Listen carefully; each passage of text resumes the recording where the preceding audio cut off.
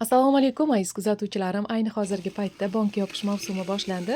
Yaxshi pishgan mevalardan mix mojito kompotini tayyorlab ko'rsatib beraman. Retsept 100% ishonchli. Har yili xuddi shu usul bilan foydalanaman. Bonka yopmoqchi bo'lganlar videoga bitta like bosib kuzatishda davom etamiz.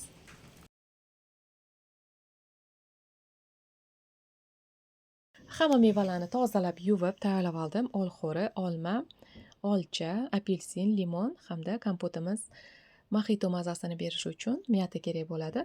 Mevalarni kilosini nechta bonkaga qancha ketganligini videoni oxirida aytib o'taman.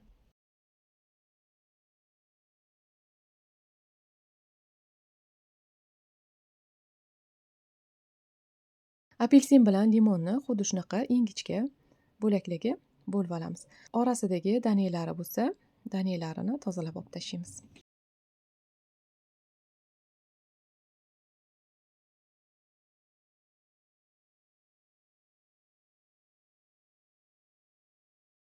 Men bir dona lime limondan qo'shib yubordim. O'rniga oddiy limondan to'g'rab solishingizga ham bo'ladi.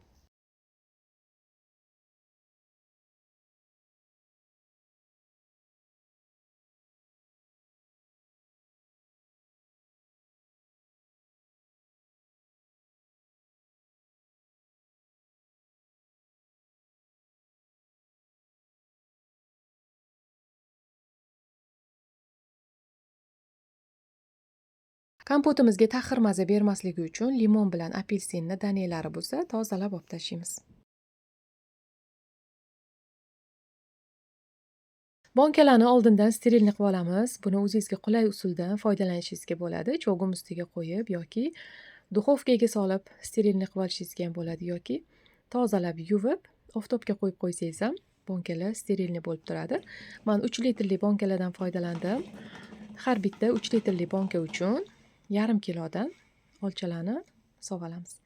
Agar o'lchash imkoni bo'lmasa, bir kosa to'ldirib solishingiz ham bo'ladi. Videoda ko'rganingizdek qopqoqlarni bir bor qaynatib oldim. 10 minut davomida past olovda qopqoqlarni qaynatib olsak, bonkalarimiz yana ham ishonchli turadi. Hamma bonkalarga olchalarni sovaganimizdan keyin endi qolgan mevalarni bonkalarga yetkazib, kam ko'piga qarab 2 ta 3 tadan qilib olamiz. Mendagi olmalar maydaroq bo'lgani uchun 3 tadan soldim. Agar olmalar kattaroq bo'lsa, to'rga bo'lib bir dona solishingiz ham bo'ladi. Apelsin bo'lagini ham 2 donadan solib chiqdim. Limondan 1 bo'lak solsak yetadi.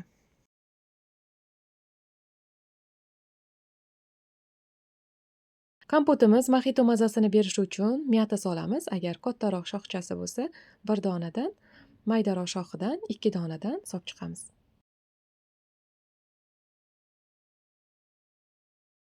Mana hamma bonkalarga masalliqlar yetguncha sovoldim. Endi bu yoqda suvimiz qaynab turgan bo'lishi kerak. Kattaroq kastrulkaga suv qo'yib qaynatamiz. Qaynoq suvni bonkalarning ustidan quyib chiqamiz.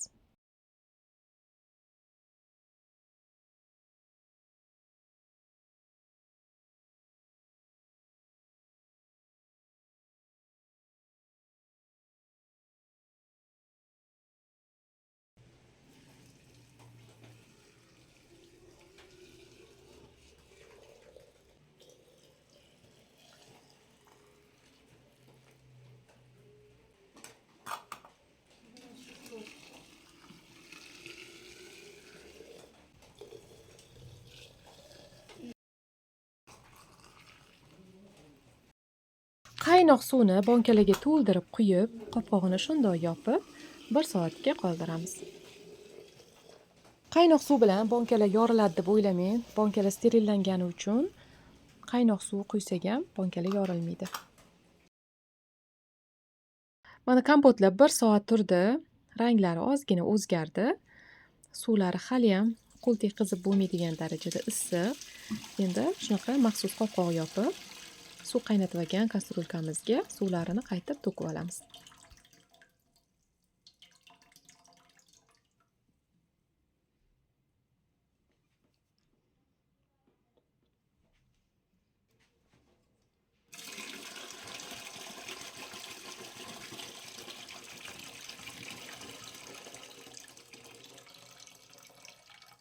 Kompotimiz hali tayyor bo'lmasidan, buni hidlari butun oshxonangizni egallaydi. Suvini ranglari ham rosayam chiroyli chiqadi. Men telefonim unchalik yetkazib bera olmayapti. Kastrulkamiz to'lganidan keyin buni gazga qo'yib qaynatamiz.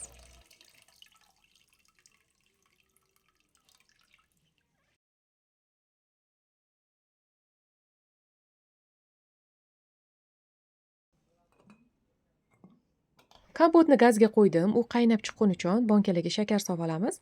Har bitta 3 litrli banka uchun 250 gramm shakar solamiz.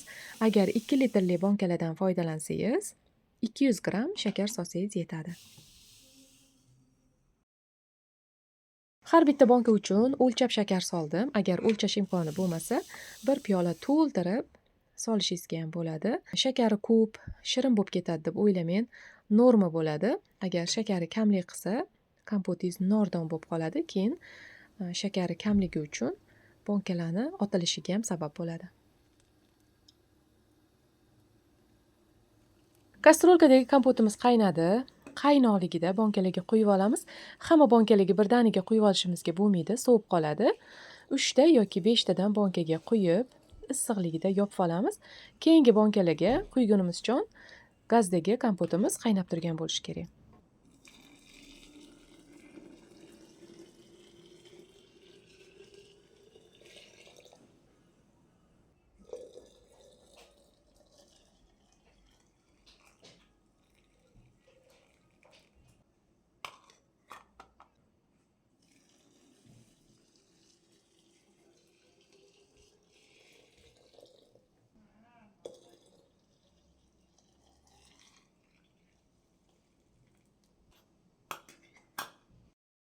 Manda hammasi bo'lib 20 ta 3 litrli bankalar uchun 10 kilo olcha, 3 kilodan olma hamda olxo'ri, 4 dona apelsin, 2 dona limon hamda bir voq miyata sarflandi.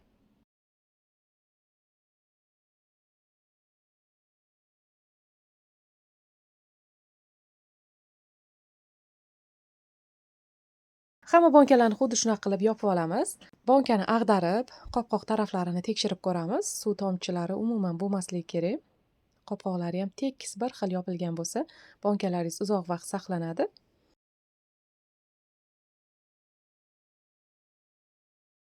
Bu kompotlarning rangi kundan kunga o'zgarib, to'q rangga kelaveradi. Orqada turgan bankalarning suvi hali birinchi marta quygan suvim, ularni hali kastrulkaga quyib qaynatmadim.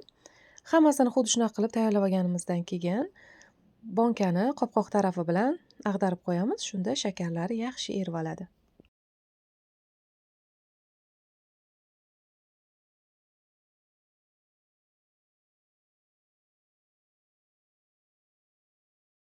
Qopqoq chetlariga ham ahamiyat bering. Bir xil xuddi shunaqa tekis yopilgan bo'lsa, bankalaringiz yana ham ishonchli bo'lib, uzoq vaqt saqlanadi.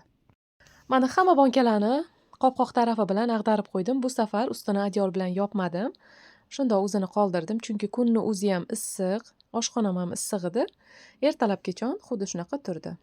Bankalarim orasida qopqog'i buralib yopiladigan bankalarim ham bor edi. Bularni ko'rsatish uchun shundoq qoldirdim. Bugungi videoim tayyor. 100% retsept ishonchli, sinalgan usul. Har yili xuddi shu retsept bo'yicha bankalarni yopaman. Faqat ichidagi mevalarni o'zgartirishim mumkin. Siz ham o'zgartirishingizga bo'ladi. Xohishingizga qarab boshqa mevalardan solib tayyorlashingizga bo'ladi. Bundan oldingi yildagi videolarimni ham kuzatgan bo'lsangiz, ularni ham xuddi shu retsept asosida tayyorlaganman. Bemalol qo'rqmasdan yopishingizga bo'ladi. Mana bankalarni to'g'irlab qo'ydim. Bankalarni yopilganiga 2 kun bo'ldi. Suvlari oqarmagan, qopqoqlari ham shishmagan. Qanaqa yopgan bo'lsam, xuddi shunaqa yana ham ranglari to'qlashib turibdi. Endi bularni podvalga jo'natamiz. Bugungi videoim sizga yoqqan bo'lsa, like bosib, izohlaringizni kommentariyada yozib qoldiring. Kanalimga obuna bo'lib, videolarimni kuzatishda davom eting. Siz uchun eng ishonchli, eng original retseptlarni joylab boraman. Retseptni do'stlaringiz bilan ulashishni ham unutmang. Telegram kanalimga ham ulaning, silkasini shu videoni oxirida opисаниеda yozib qoldiraman. E'tiboringiz uchun rahmat. Keyingi videolarimda g'oyibona ko'rishguncha sog' omon bo'ling.